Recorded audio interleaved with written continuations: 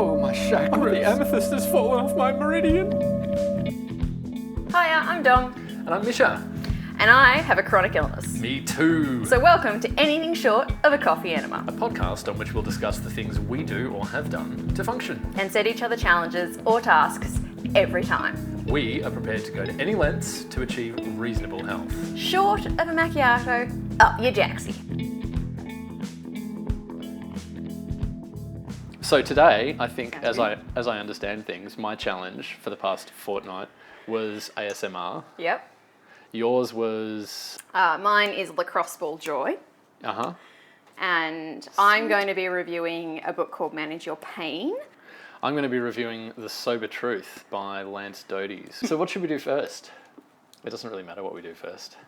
All right, well, I will get into Lacrosse Ball. Okay. All right. So Dom, because I don't like you very much, I Yeah. challenged you to do painful things to lower parts of your body for a fortnight. At the sort of internet behest of a guy called Kelly Starrett. How did that go? Well, when you initially challenged me, you're like, I'll send you some stuff. Yeah. And then I didn't get anything from you. I was like, well, I got to do this shit. And I actually don't mind a bit of pain in my life, which is good because I have some pain in my life. So I got on YouTube and looked around, my old good friend YouTube, and I did some exercises that were on there. And I was like, okay, these are like nothing. Are these meant to hurt? Are these meant to be bad? Are these hard? No, okay, I'll keep looking. And I kept looking, I couldn't find anything that made any impression whatsoever in my body. And look, I'll be honest, it could be because there's a couple of layers of fat between the ball and the muscle, but I don't think it's going to get that much in between. No. Like, I'm not a whale, so it should be okay. So I hassled you a little bit further and you sent me some stuff and I did that. I got nothing. Wow. I felt nothing. There That's was the amazing. occasional, I was even doing it this morning to make sure I wasn't completely batty. Yeah. And I just, there's the occasional bit where I'm like, oh yeah, that hurts a little bit. And then I rub a bit harder, I push more weight on it and flex and I'm just like, oh, it's gone. And that might be because I'm hypermobile. So my joints, it's not an uncommon thing to be with hypermobility. So my joints just flex easier and do stuff a lot easier. And because of that, I've done a lot of work lengthening muscles rather than shortening muscles because that happens to work better for a hypermobile joint frame.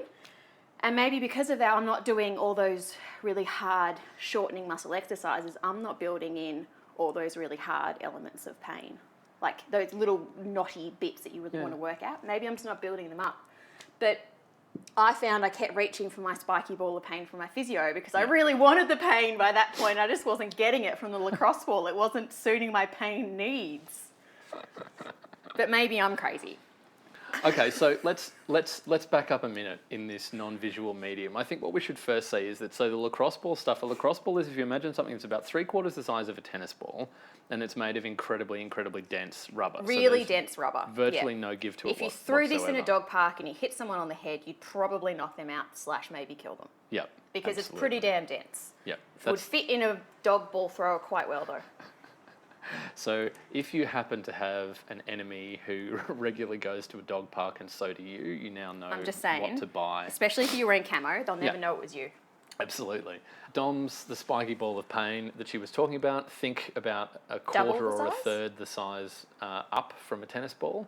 And as Dom suggests, it's not quite as unyielding as the lacrosse ball, but still pretty solid Fairly solid. and covered in spikes. It looks like the kind of thing that if it was made out of metal would be swinging on the end of a medieval weapon called a morning star. I do really enjoy your Lord of the Rings and stuff, so maybe that's why I'm attracted to this more. My physio gave me the spiky ball. You can get them from pretty much any physio. Yeah. I don't know where the lacrosse ball is from because it just appeared one day with Misha. Almost any kind of online gym supply generally has them now. If you go to their mobility section, they'll have lacrosse ball, and sometimes in funky talk they're referred to as LAX balls. Get it? La, and then across afterwards. So if you're on your trendier, more hipster kind of gym store, that's the way you'd track them down. All I'm saying is actual words, occasionally use them, people. Yeah, so what I do with the spiky ball is I'll often, for me, where I hold a lot of tension and where I get really tense and stiff, particularly in warm weather because I suffer from vertigo and then all my neck head muscles, shoulder muscles, and down my spine, they all just lock on. So in order to release them post vertigo, obviously, I kind of put the ball between me and a wall and I rub up and down. Yep. That was never going to sound good. No. And like kind of move my arm about. I just did something that was incredibly rude looking. That's fine. So I now have this ineluctable picture of Baloo from the Jungle Book. Rubbing up against a tree. Yeah. That's pretty much what we're going for. Especially because I probably do it at, like, my most often time of doing this sort of stuff is 3 o'clock in the morning, because when you can't sleep, you work on your pain issues, I guess. And I have made myself vomit from releasing toxins with this stuff. Like, that's how much it gets into it. And I just felt like the lacrosse ball was... It's like the gateway drug of pain, I guess. It's just not quite as targeted. Yep. You can't get into little bits of muscles. You can't really get... Like, there's lots of exercises on YouTube for myofascial release, and that's a great thing to do. Do it. It's really good. But especially if you're about to work out, because it kind of gets blood flow into the right areas and all that sort of stuff. But I just felt like I couldn't target, particularly in my upper thoracic area. I couldn't... Because my spine's so mobile, it's all the little ligaments and fissures and stuff that really hold on, and I need to actually release them, not the bigger muscle groups around it. And I just found the lacrosse ball was working on my giant deltoid muscles rather than my little connective tissues, and that's what I really need, I guess. So I guess it depends on your body. Yeah. But if I was going to spend money on one or the other, and I didn't spend money on either, obviously, I would spend money on spiky ball of pain. Yeah. And just to put that into context, the cross ball usually you're looking at about $6 or $7.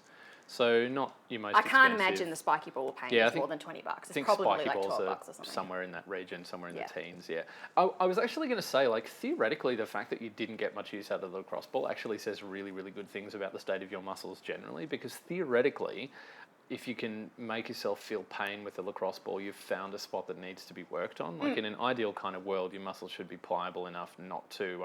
you should theoretically be able to put any amount of pressure on any part of your body on that ball and not really feel anything. So you're in awesome shape, I think. Well, except for the layers of fat, as aforementioned. But I think part of that is because... Part of why my body can do that quite easily is because I've known I'm hypermobile for a long time. Don't sell yourself short, Dom. You've worked hard at this. The sweat of your urchin brow has got you where you are. Hypermobility, that's just... And funnily enough, actually, hypermobility is probably why I have chronic fatigue, because autoimmune and neuroimmune and all that sort of issues actually link to hypermobility. Yeah. There's a disease called Ehlers-Danlos syndrome. I'm saying that all wrong, EDS.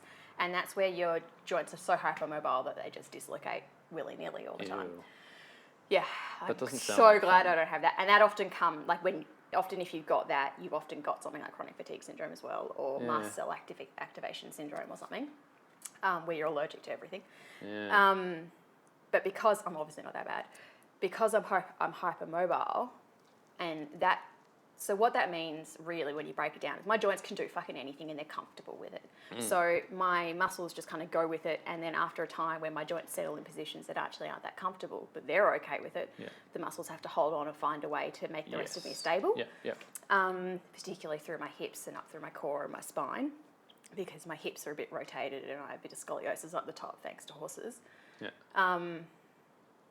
So we worked a long time on trying to make the muscles, the ligaments, all that sort of stuff a bit more stretchy so that they don't lock as much. But that means you have to actively think about what position you're in a lot of the time, which often I'm too tired to do. But we have been working on it for a while. This is 10 plus years of working on muscles and stuff. And because I do, as I said, lengthening exercises, so yoga and stretches, and I don't do that many. I do weights, but I don't do heavy, short repetitions. I do light, long repetitions to build different types of muscles.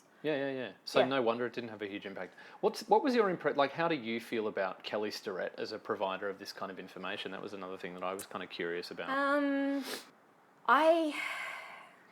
He seemed in the... Look, I didn't watch all Kelly Starrett videos, obviously, because, I had a couple of weeks. Thousands of them, yeah. And I watched others, as I said, I had already done some YouTubing earlier. I felt that he was more focused on feeling the pain rather than myofascial release or whatever. Like, he wasn't telling you why you want to be doing it. He was just like, do this, it'll really hurt, but it's really good for you. He didn't always specify at the front, because sometimes you need to know at 3 o'clock in the morning, holy shit, my neck hurts like a motherfucker. How do I address that until I can see a physio or a doctor or whatever? And often this sort of stuff is great to tide you over a little bit in combination with, you know, heat packs and everything else. And he didn't upfront tell you what this is going to address, I guess, as much. I mean, he did, but just not quite as much as a lot of the other videos that I found. No, totally fair call. He's also very much of the kind of gung-ho school where most of the people he's talking to are already like either amateur or relatively serious athletes. So. Yeah, and they're all super fit already, and I don't think that's often his audience. No, quite. Although I will... On the free YouTube that I was looking at. I will say, and that like range of athletes that he works with seems to spread out to sort of, you know, professional dancers and all the rest. But that an audience, I guess, where the assumptions about why you're there and the kind of information that you're getting from him are all pretty locked in. And how you know already what it is muscle group that you're trying to target. Because whilst he'd say this is great for your calf or this is great for your plantar fasciitis area and stuff, he wouldn't necessarily say, so your plantar fasciitis is sore because you can feel it somewhere else. Therefore, that's the one you need to work on. That was slightly assumed knowledge, which is okay with me because I've been working on my body for a long time. But half of the people out there don't know their bodies that well. No, that's absolutely. why they've already got the problems. Yeah. For sure. He was super, super American gung-ho too, which not always my favourite at 3 o'clock in the morning. No. I'll be honest with that. No. But I tended to gravitate more to the British, slightly calmer. We're trying to be gung-ho, but in that British way that says just calm down and have a tea. Well, I wasn't anticipating that you'd be taking advantage at 3 o'clock in the morning. Otherwise, I might have picked something a little more soothing. No, that's all right. At least in terms of background. If I'm going to be sounds. Stretching and stuff at 3 o'clock in the morning, you know, may as well be doing this. Why not have some wild tattooed San Franciscan screaming at you? Yeah, why not? So it sounds to me like, what's your verdict? It's like, I think if you don't know your body that well and you haven't been working on your body that long, then the lacrosse ball is going to provide access to help you work on muscles, not ligaments, not, you know, the smaller little joint tissue, all that sort of stuff. But in big muscle groups, it's going to do it. And when it hurts, go harder, but take rest breaks, because when you do too much to your body and your body's not used to it, it releases toxins, and that's what can make you vomit. But it also can make you head achy and just feel generally pretty shit. So short bursts, do it, it'll be great. And then, you know, when it's not providing as much joy, you can use the spiky, you can, you know, move on up to the spiky ball of pain.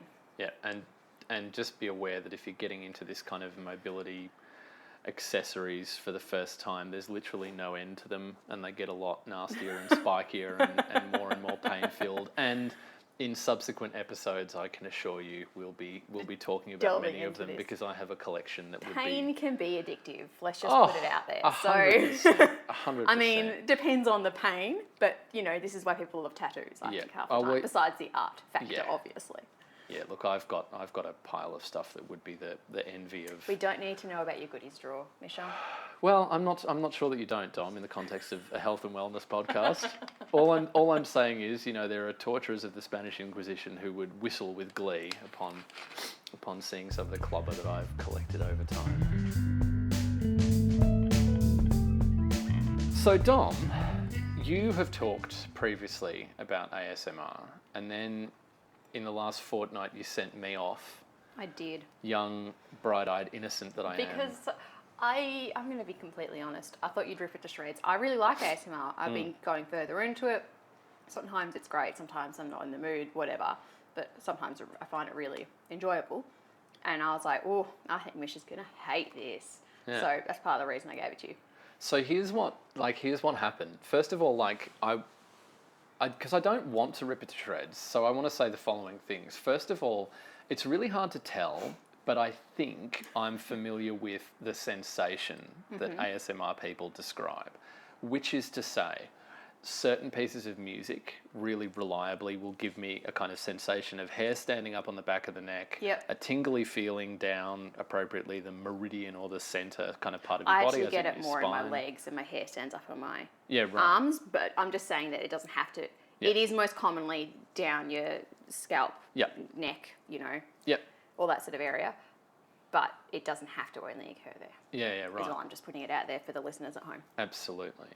So, yes, I'm familiar with that sensation as an idea. Mm-hmm. And it's undoubtedly remarkably pleasant. It's like the Ne Plus Ultra of you have found a good piece of music as far as I'm concerned. Mm-hmm. I would like to be able to sort of switch on that sensation at will with the aid of a YouTube video. Yep. It just, despite an extremely thorough and varied range of supposed ASMR You went to areas triggers. of ASMR that nobody should go in pursuit of it. Did I ever? Also into the kind of realm of psychological studies, and it's interesting. It's not an area that's had a lot of research on up until this point. I think it's just hard to quantify. You can't look at it on a database and go and put it into SPSS and go, okay, here's my figuring of it, and look, ta-da, graphs. It requires MRIs and stuff, I imagine, to look into it. That's right, but I mean, and even the studies that have been done so far are of a really sort of preliminary kind that involve qualitative, not quantitative. Yeah, and more than that, just kind of like questionnaires. Like, there's no fMRI stuff that I could see. Yep. And in fact, I think it would be relatively difficult to do that. I mean, because you have to be relaxed. And I've had a brain MRI. Trust me, that shit not relaxing. No. I didn't even offer me Valium.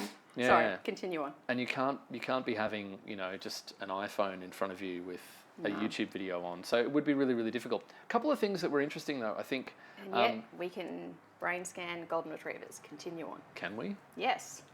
Good. Also, Border Collies. Golden retrievers are a bit easier. Much going on between the ears of a golden retriever? Yeah, so they were doing studies on where to find out basically where their happy place is in their brain, I guess. Oh, right.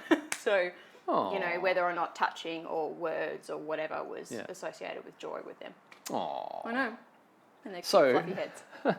So some interesting bits in the research, or the things that jumped out at me were, there appears to be, it's not statistically significant, but there is an overrepresentation amongst the cohort of people who experience ASMR, have a slightly higher proportion of people who have synesthesia amongst that cohort. So in other words, the sort of person who, for example, can taste colours, that's quite a common synesthesia thing. I thought synesthesia was just when you can't stand the sound of people chewing. Oh God, I can't stand the sound of people chewing. No, I wasn't aware of that about you, but now I am. No, so synesthesia is where sensory input creates like an atypical response, or you have an atypical experience. So as I said, like things like sometimes colours create a taste in someone, or smells create a sensation, all those kind of things. But I mean, smells are associated with memory, so that's not entirely surprising. Yeah, but this is like literally people will say things like a feeling, like an actual tartan tastes like sensation. roast beef. Okay, yeah. Like it's really quite a serious and intense thing. So anyway, and that makes a kind of intuitive sense when you think about ASMR, because anyone who hasn't encountered it before, the idea is that these, to an outsider like me, apparently fairly random sort of sounds or things happening on a screen. Hand motions often. Exactly. Can trigger these really intense. We're not going there again, Dom. Dom was making naughty gestures again. I accidentally made naughty gestures when I said hand gestures. One day we're going to have to figure out how to put like age appropriate warnings on this podcast, simply because they're things you can't see, but Dom's doing, and it just infects the background. I can't resist. I just have a very, certain set of brain wiring going on. Anyway, continue. So where to start with ASMR? Like, I have to say... That was a really long introduction for you to rip it to shreds. Yep. Oh, it really was. Like, 36 and I'm married, and there were times when my wife would walk into the bedroom to find her husband propped up on his elbows. I didn't consider this with an iPhone in front of him, looking up slightly guilty. Now, when even in the best of all circumstances, people are liable to jump to certain conclusions when they see yep. that kind of behaviour in the Especially bedroom. if you go, no. That's right. when she walks in. It's not what it looks like, except on the screen is this... It kind of is what it looks like, almost, yeah. Flawlessly beautiful teenaged American, incidentally staring down the screen. So, there's a American, I think maybe Chinese woman, Verisha, who is again absolutely gorgeous and really fulfills the certain type of male fetish that can be very common as well. Yes. So anyway, there's that. That's a slight drawback.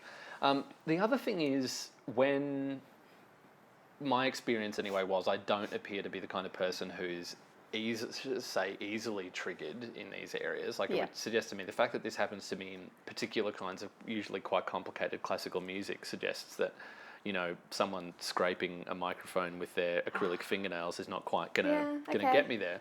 But so from my point of view, it's just it's the oddest kind of thing. It is a bit to encounter. It is a bit down the queer. I don't mean gay. I mean odd sensation of the world. How I actually kind of stumbled into it is, one of my 3 a.m. I'm really sore and I need to find a way to like self-massage this particular joint, whatever. So I was looking up, I couldn't find a way to do it. Yeah. And I was like, well, maybe, this is 3 a.m. logic, if I look up like someone getting massaged, I'll feel like I'm getting massaged. Again, 3 a.m. logic. I'm not saying that it's great logic. But that's perfect ASMR logic. And then it kind of went down, I was seeing all these things with ASMR in front of it and I was like, what the fuck is that? And that's where I kind of found it, I guess. Yeah, and obviously you don't feel like you're getting massaged if somebody else is getting massaged. You just feel really jealous. Yeah, quite. Particularly if you're in pain. Quite. But I have to say, like, there were some videos which I found soothing. Yep. Although, bad science, even though N of 1, this was something that I tended to do, like, in the midst of my normal sort of mindfulness stuff that I do before I go to bed anyway, so it's kind of hard to tell. But, again, like, certainly not a hideous experience, although there was it was like, I started to feel really weird because all the videos I was watching tended to be, as I said, like, these unfeasibly beautiful, made-up young American women. There is a bit of a career in it, too, these days. Oh, I'm going to get to that. They're making some actual dosh. Oh, my God, am I going to get to that. So then I thought, right, I'm going to push this in the opposite direction, which took me eventually to a German young man who would rub a Zoom microphone against his beard hair. That actually sounds kind of nice. No, I'm sitting here thinking about it. I'm sure, and again, you're I just want you to... shaking your head going, I can't understand. But it's not that so much. It's not me shaking my head. I think it's my wife's reaction to those circumstances, because the teenage American girls are bad enough, but the sort of... Vaguely understandable. The German beard fetish that came out of nowhere really knocked her for 6. You didn't get any tingles when you watched some hair cutting? No, tried that as well. God, I love me some hair cutting. My favourite... But I find brushing very stressful. My favourite video title of all time was Measuring You for No Reason. Oh, I do like a measuring one actually as well. Oh. I've only just discovered, like last night, I discovered people sitting there drawing you and they turn around and it's just a picture or whatever. And I really want them to be of the goddamn camera. Why don't you just draw a camera? Because that's what you're looking at anyway. But the sound of like an HB pencil or whatever or a Sharpie on, amplified on a piece of paper turns out really excellent. Wow. See, I don't want to mention the person's name, but I was, because I don't have their permission to share this particular fact about them, but here's one that struck me as put this situation out first before trying to make a point out of it, but I happen to know someone for whom things being wrapped and paper being folded is a very good trigger, but not when it's deliberately done as part of an ASMR video. Yep. It has no impact upon this person if it's a deliberate act of paper folding, but if it's like someone being filmed... There is... I know that sounds so weird, a lot of the big ASMR channels that I've seen, they're very forced and I don't enjoy them. When it's like somebody who just feels incredibly natural, like they're just chatting to you and they happen to be doing this stuff, that's when I enjoy it. Yes. So I do understand that. Yeah. Because if they're forcing it, or it feels like they're doing it, then you're just going, well, you're just doing this to get views. You're not actually doing it because you want... That's why I think I said kindness, because that's what I think I meant is when they're doing it unconsciously, that's what kind of gets me. Yeah, and it's to sincere. me, I equate that to kindness a lot of the time because they're doing it for somebody. Gotcha. So my point arising from that would be, I then started to think to myself, and I was doing this like a couple of times every day. I was trying just to find something that might well work on me. My impression might be like maybe there is something out there that happens to work on me really well. I just have no idea how I'd track it down. How you find it, yeah. Like, because they're often so specific that it could be just about anything. But so then, the other things that begin to fascinate me, because I have a, very nerdy response often to these things. Like, we're doing this podcast, so I've just started getting interested in microphones. All of a sudden, I'm fascinated by the kind of microphones these people use, which are often like multiple $1,000, highly specific, got fake ears on either side of binaural them. ones. And actually, I really enjoy listening to some of the binaural ones because I enjoy knowing that my left earbud's in my left ear and my right earbud's in my... I don't know why I enjoy that, but I do. Yeah. Especially because that's usually at nighttime, and I don't always get things right at nighttime, so it's like win, Dom, win. Yeah. But yeah, they use some pretty hefty, expensive equipment. Absolutely. And these are people who have YouTube accounts who get multiple million views per video. Yep. And you can make a pretty good assumption that They've per got million Patreon views, accounts. Absolutely. They've got like wish lists on Amazon, which is often how they get their mics and stuff. Yeah. Yes, I don't feel comfortable with that. But there is also, they do sponsored content as well. Yeah. Like the beauty industry on YouTube. There is a section of ASMR, which is probably the area I'm more attracted to, which is the lo-fi, which is the stuff that doesn't have any of that. You get some really shitty content creators in that section, but you get some good content creators as well. I also like, once a very, very, very long time ago, I did community television, and I'm conscious of how difficult it is to do things direct to camera. These people are unbelievably good at that one particular skill set. Like, there are some who can maintain eye contact with nothing but a camera lens in a room for like an hour at a 45 time. minutes or something, yeah. It's unbelievable. Yeah. It's absolutely unbelievable. And it's just the weirdest sometimes thing in the world. they're just, especially if they're, because there's a lot of kids doing it. Yeah. And that's what I find that troubling.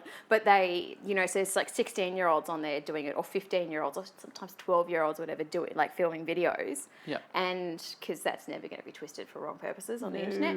And so they're obviously just doing it with their whatever camcorder, or whatever the hell you call it in America, with their viewfinder. And they rarely look in their viewfinder. They're looking down a lens. And it's like, Jesus Christ, I can't even get a photo taken of me without feeling uncomfortable. No, it's just spooky. So I don't know quite what to say in terms of wrapping this up. I would maybe I would just say this. I would say I can't think but that it's worth a try. Like, of course it's worth a try. It's freely available if you've got a smartphone and an internet connection. Yep. I know from people for whom it's effective that it is an amazing aid to sleep, to relaxation, to just feeling nice. To turning off your brain. If you're not up for mindfulness, it's a great way just to shut off your brain. Just feeling a little unplugged, whatever it might be. I would say though, I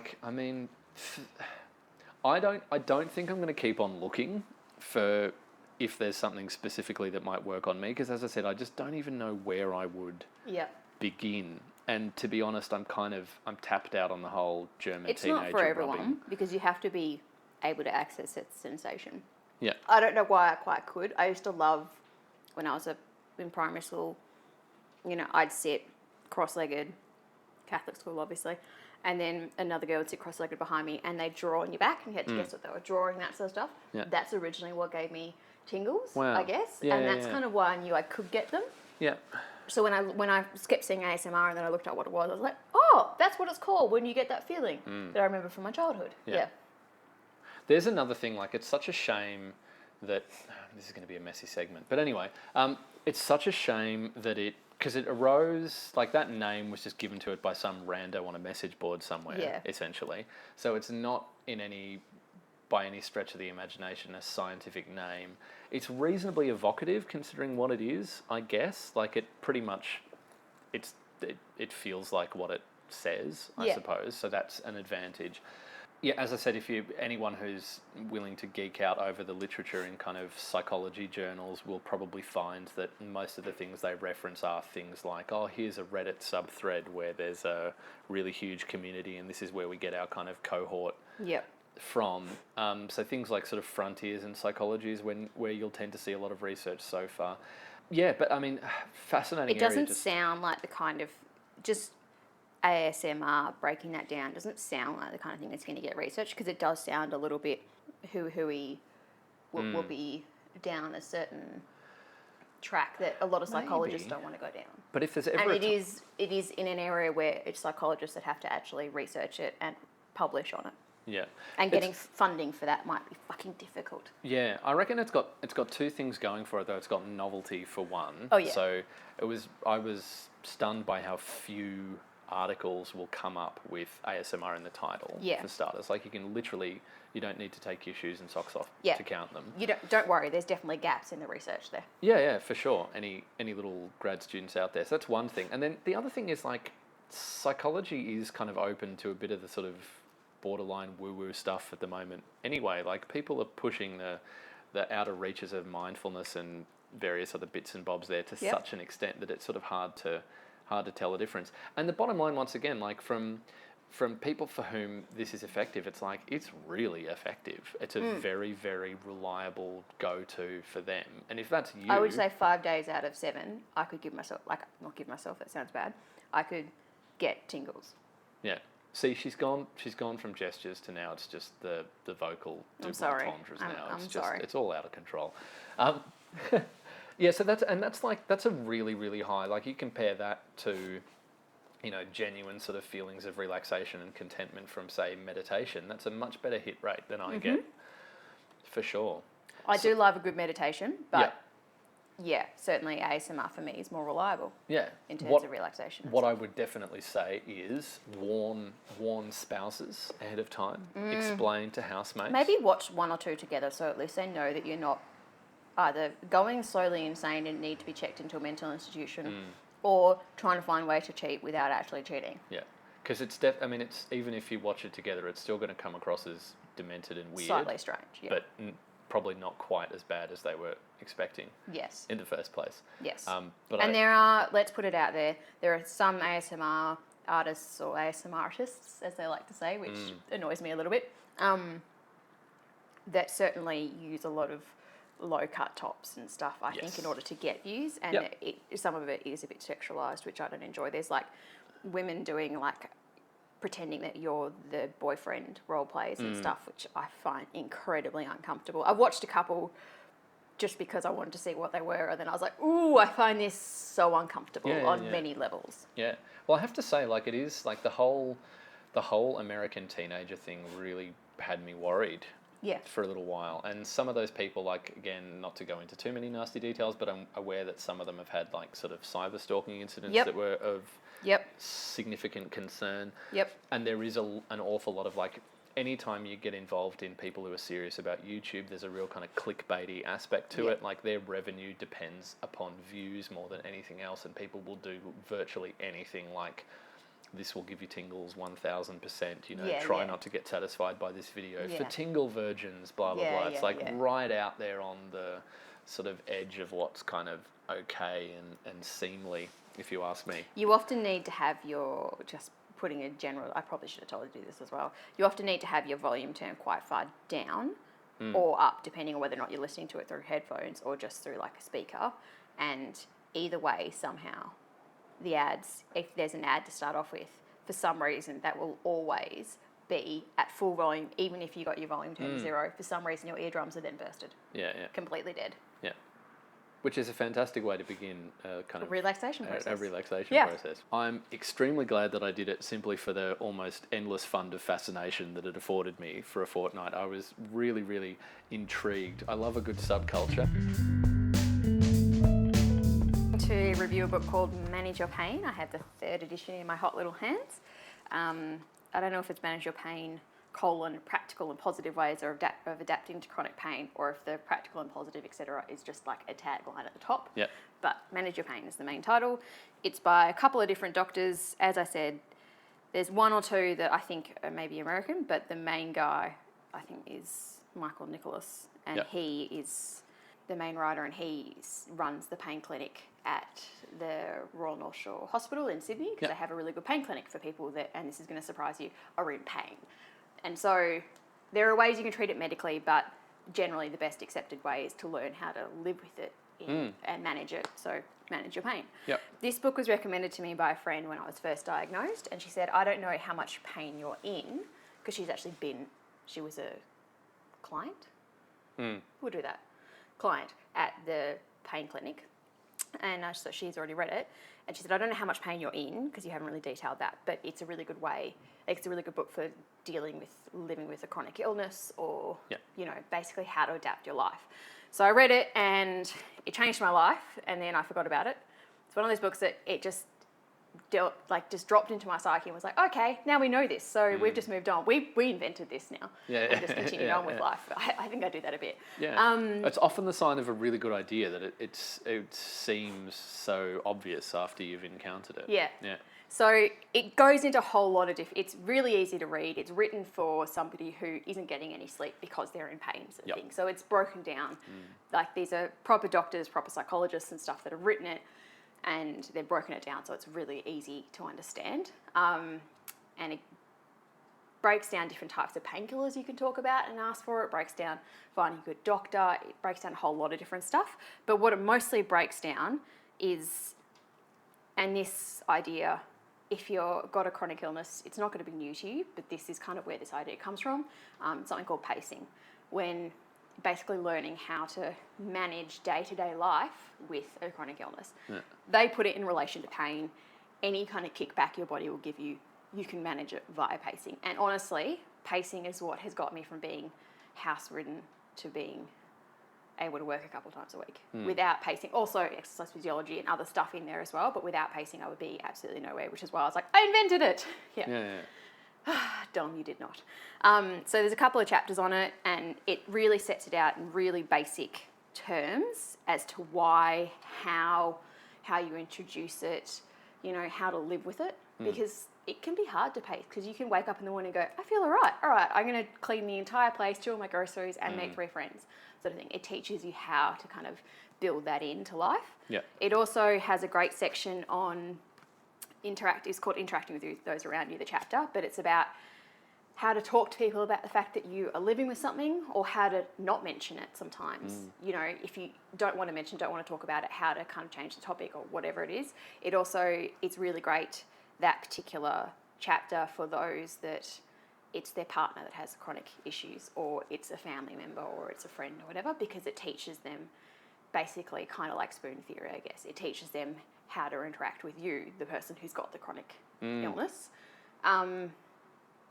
It's really awesome. I totally forgot how great this book was, and I'm like, why didn't I read it? It's got sections in psychology in there about negative self-talk versus positive self-talk versus realistic self-talk, and unhelpful thoughts, and how to be a good listener to your body, how to be a good listener to your thoughts, how to be a good listener to those around you, all that sort of stuff. It is super awesome. I would recommend it for anybody that has chronic illness. Of any kind, yeah. Of any kind. So let's go back, because I'm already really, really fascinated. I love the idea of learning how to talk about the fact that you have a chronic illness, and learning how to talk to people who have them. Because this is something, say from my point of view, the major challenge that I have, and a lot of people like me have, is it's embarrassing. Yeah. It's really embarrassing to admit that, and I'm not talking about any other kind of chronic illnesses. I'm being quite specific here. It's embarrassing to admit you're an addict. It's really embarrassing to admit you need help, generally. And that's kind of what they're trying to talk about. They're not saying, to walk into coffee with a friend that you haven't seen for 3 years and go, I live in pain every day. How do you feel about that? That's not what they're saying. They're just saying that every now and again you might need to drop in, okay, so how have I been? Well, I haven't been that great, but I'm finding ways of dealing with it. I'm talking to some doctors and stuff. I've got a couple of issues, and it doesn't say you have to say everything, doesn't say you have to say nothing. It just gives you a couple of little basic ways on how to feel comfortable with how much you want to put out there, I guess. I mean, not as much as, say, a psychologist will help you with that, because obviously a psych is better equipped to sit down over an hour and actually go into it. Yeah. They're only talking in a couple of paragraphs or chapters or whatever, but they're giving you some great tips to start off with. Absolutely. And in terms of, so what would your big takeaway be, if I can ask this question in 2 parts, I guess. What's your big takeaway from the book in terms of how people ought to speak to someone, or about someone who has a chronic illness, and how well does it chime with what you would personally recommend? Listening and honesty. So a lot of the time, we don't listen to people when they say they've been not that well, or when they say, yeah, I'm fine, I don't really want to talk about it. You don't listen because or I get all the time, if I'm honest and I go, yeah, I'm okay, I'm a bit knackered today, then I get people going, oh, yeah, I had the flu last week. And it kind of helps that break down and go, you don't actually need to find a commonality with somebody to be a good listener. And that's, I think, what society often tells you to do. Yeah. So it's just trying to, make you understand how to listen a little bit better and being honest without, oversharing, I guess. Yeah. Yeah, both ways too. Because there's nothing... Because certainly the first few years when I was ill, half of my friends, well, not friends, half the people that are acquaintances in my life still don't know I have a chronic illness because I don't want to talk about it. I live with it every day. I don't need to discuss it with you. I have people I pay to discuss it with. Not just psychs, but doctors and shit, and that's enough. But, my workplace needs to know about it and stuff. So you still need to be able to talk about it and also not talk about it in a personal way where it can upset you or where you can overshare to the point where you're like, I actually feel like I'm dying currently, but you can't help me, so there's no point really sometimes sharing that. Kind of teaches you how to spoon feed little bits of information and then kind of move on a little bit. Yeah. Again, not as much as a psych will, but it's a really great starting off point. Absolutely. And pacing, the other bit that absolutely jumped out at me. So how would you put that in a nutshell? Pacing is like the best thing since sliced bread, basically. I mean, I can't eat that much bread, but it's the best thing since sliced bread. Hypothetically speaking. It tells you how to plan your day. It tells you how to listen to your body and learn that even though your body was saying, I'm feeling fucking great this morning, that it doesn't mean I'm feeling fucking great all day. It just means that you can do maybe 2 things or whatever. Learning to understand symptoms the next day or the day after or the day after and what they were related to, that sort of stuff. Being able to go, this is all the stuff I need to do over the week. How do I break that down so it doesn't affect me so that I'm not in as much pain every night? It also has a chapter on sleeping with pain and stuff like that as well. But the pacing, if you're pacing, that stuff will fall into place a lot easier.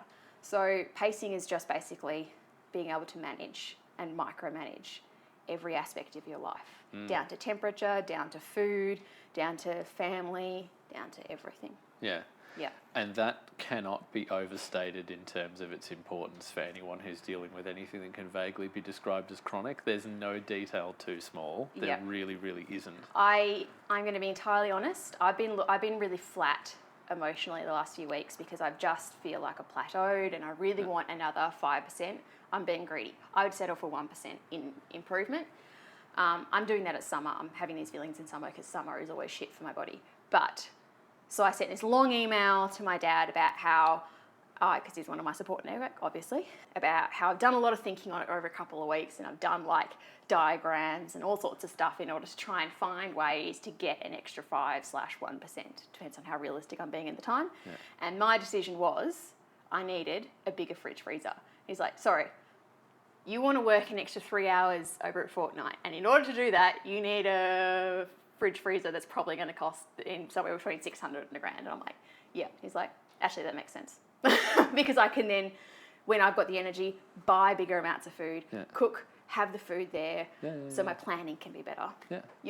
Every little detail has to be thought about, and that's what pacing does. It breaks it down into every minute detail. They don't go into how to cook, how to plan, because a lot of that is going to be dependent on what kind of pain you're in, what kind of chronic illness it is, what kind of health profession you've got, whether you need to, get Coles or Woolies to deliver food, or you need someone to go and help you, or whatever it is. But without something like pacing, I wouldn't have actually stopped. Like, without that kind of book talking about pacing, I wouldn't have stopped and gone, actually going to the grocery store is a little version of hell for me. So how do I fix that? I take a jumper that I wear on the outside section because it's too cold, and I take it off in the inside section because it's too warm. And I take an iPod so I can listen to something that isn't Coles radio or horrible, horrible sounds, or aisle 2 is now open, or whatever it is. And I have a very structured list with a meal plan. I go in, I get them. I have a plan even on what section I start with, so I end up with this baby spinach on the top rather than the bottom, all that sort of stuff. I'm very familiar with you in supermarkets simply because we hadn't seen each other for ages and ages. And I was at Woolies the other day. I reached out again simply because I tried for quite a significant period of time to get your attention in the Camberwell Woolworths, and fucking nothing doing. I mean, I wasn't quite at the point of dancing a jig in your peripheral vision, but it would have taken that or more. Dom is like a Terminator-style robot of focus. There is nothing wrong with using that trolley to take some of your weight, my friend. Oh.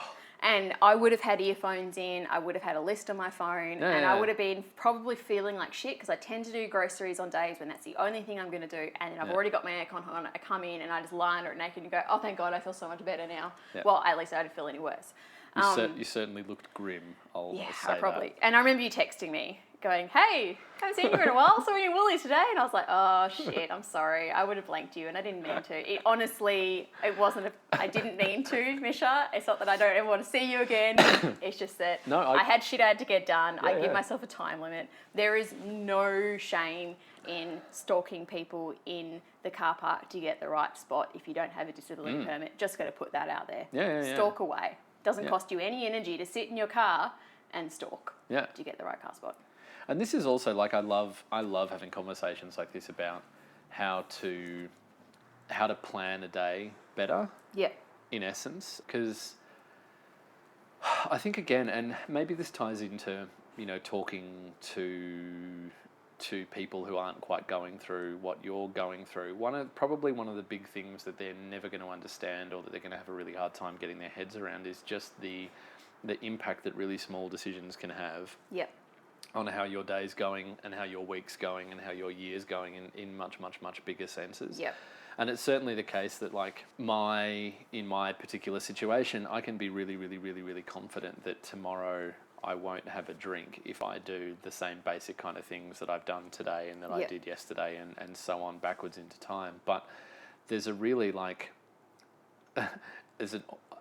to a certain extent, I've almost got a sort of superstitious attachment to the kind of things that I have done and do. Are you trying to say you're starting to get an addiction for the things that help you stop your addiction? Because there's nothing wrong with that, actually, because I've almost got an addiction to the way that I shop. Yeah, I know it works. Yeah, I wouldn't think that it's, I mean, I don't want to get too nerdy and specific, but I wouldn't say addiction's a word that you really need to reserve for. I know. I was being fairly facetious. No. Probably not to be that kind of facetious around somebody with addiction problems. Upon reflection, maybe. No, actually, it's, one thing, maybe I'm just talking for myself, but again, coming back to the sort of embarrassment thing, one thing that I find really that I welcome is a certain level of facetiousness around it once you're feeling okay with it, because to be honest, nothing worse than the pity eyes, is there? Oh, and there's too much doom and gloom. Yeah. There's way too much doom and gloom. So when you're starting to do okay, and I would encourage people, generally speaking, if you've got a friend who's going through, or a family member who's going through this kind of stuff,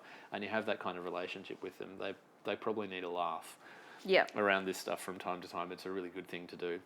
Just don't be offended if you got a family member that's going through something like this and you have an arrangement to come over and have coffee at their house, and you're like, okay, that's great, I'm going to do it at their house, but they don't have to spend energy. Okay, they do have to spend energy because they're going to do a quick tidy. They've got to clean up afterwards. There's still energy being spent, but thank you for making the effort. Yeah. But don't be offended when they cancel last minute. It's not because they don't want to see you. No, it's not because, you're not cool, or it's not even because it's too hard. It's just because on that day, in that moment, they can't. Yeah. They obviously didn't have their pacing set last week in order to deal with that day the next week. Don't be offended. Yeah, that's right. That's right. Don't be offended. Just remember that you're in the way. Well, yeah. You're doing them harm. You're getting in the way of their recovery. It's nothing you need to take personally. Sometimes you're you just sort of feel bad shit for their health. Yeah. Sometimes you can feel shit and you still take the hit because it's better for your psychological health. But sometimes it's not worth taking the hit physically, because at that moment you don't need it psychologically, or at that moment more of a hit physically is going to do you more damage psychologically. It's such a fragile balance. So pacing. Learnt it from Manage Your Pain. Fucking rad book. I think everybody who has a chronic illness, has dealt with chronic pain, even if it's just back pain, has a family member or a close friend, significant other with any sort of chronic issue, should read it. It's a really great starting off point. It's not going to change your world. probably like it changed mine because it was the first thing that really made a difference. But it's such a great starting off point, and it's written by people.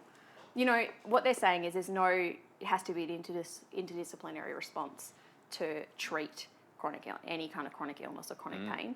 And they're trying to cover that in what is a pretty short book. Yeah. It's thinnish. Yeah. I'm also another area that I want to flag as potential sort of crossover into my sort of obsession / area of interest is we're coming up on February in Australia. Codeine is no longer going to be available over the counter. We're living in a world where we've just watched the US, opiate overdoses overtook car accidents for the first time a couple of years ago in terms of... Especially in like the South areas. It's just taken over not just families and lives, but towns and cities. Yeah, that for sure. Sort of opiate addiction, And the bottom line is, so sort of, exogenous pain meds are a big issue, and they are not going to fix everything. Yeah, and we're nudging right up against the area now, it seems to me, where it's like we've pushed as far as possible to kind of take a pill and everything's going to be fine. And now the rubber band is really slapping back in the other direction very, very hard. And, if you've got someone in your life who, say, relies on, you might think over-the-counter codeine, no big deal. But I, personally know some people who've got their lives very, very messed up with that kind of stuff. But it's also, even if you don't look at the fact that it messes up your life, it's an addiction, and it messes up your brain, and it can mess up your family, and all those other things, it also physically messes up your fucking body. So you're making yourself worse for when you do have to eventually come off it or die. It's one or the other, really. Not good for kidneys. Not good for your stomach. Not good for pretty much anything. Yeah, and it actually there's a lot of studies out there that show that taking a lot of painkillers, particularly opiates, and this book goes into different types of painkillers as well, but that taking particularly opiates but painkillers regularly actually increases your feelings of pain and stuff. And this book dips a toe into that, but not necessarily, that's not its main point, but it does kind of mention that there's a reason why we think you need to get on top of your pain in other ways. But here are some medications. This is how they can be used. This is how they can help. I take a pain medication every day. It's fucking amazing. It's one that helps nerve pain. Not everybody can take it because it has some side effects. For me, they're okay. For some people, it can cause you to faint. So not ideal for some people. But there are other types of painkillers for nerve pain. But you still have to find a way to deal with the pain when it breaks through, because nothing's going to contain pain all the time. No, that's right. And not to say, by the way, like I'm definitely not one of these people who says, you should, go and have an amputation done without anaesthetic because, don't go near painkillers. Like under doctor's supervision and everything else, they of course have a place, and opiates are an incredibly important part of ways of managing pain. And it's not to say that, something like 88+% of people can interact with opiates for a substantial amount of time and not get into any kind of trouble whatsoever.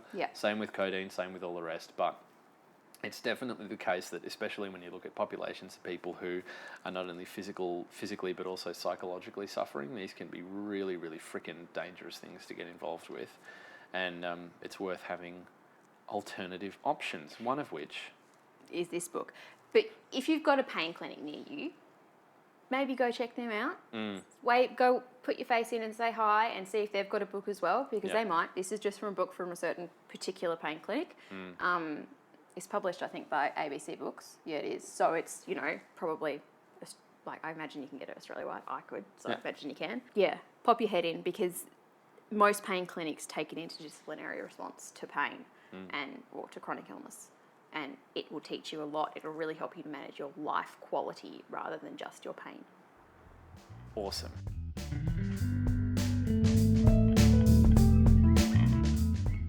Hi, sorry for the interruption. The rest of this episode was going to be devoted to a book review of The Sober Truth by Dr. Lance Doties. The conversation turned out to be outrageously long, however, too long to be included here. In addition to being lengthy, it includes ideas that some listeners might find confronting or upsetting. So I've decided to release it as a separate episode, which will be bristling with warnings and assorted other disincentives to listen. So Dom, yes.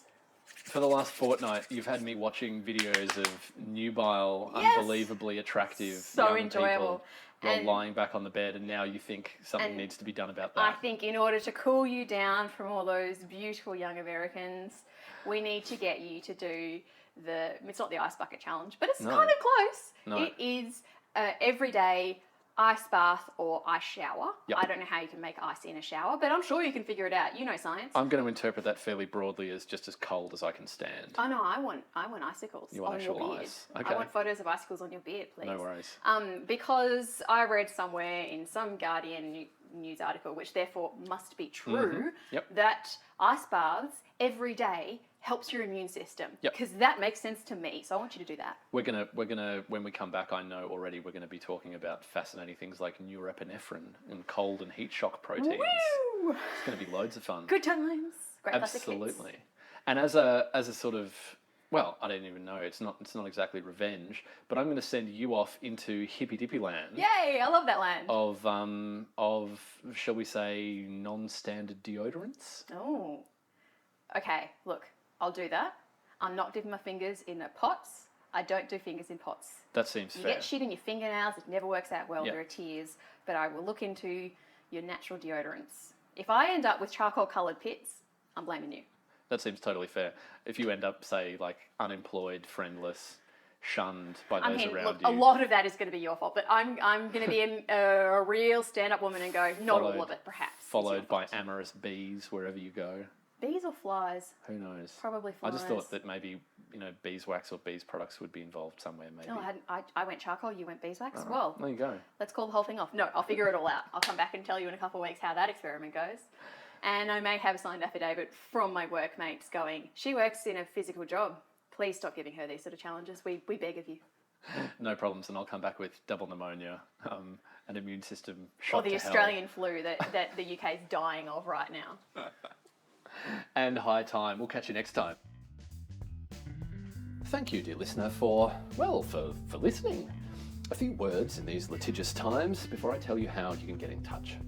Anything short of a coffee enema is not intended to be and should not be used as a substitute for advice from medical and psychological professionals. If you want to get in touch with us, and we would love to hear from you, you can email us at anythingshortpod@gmail.com. We gratefully accept suggestions for future challenges and books and other products to review.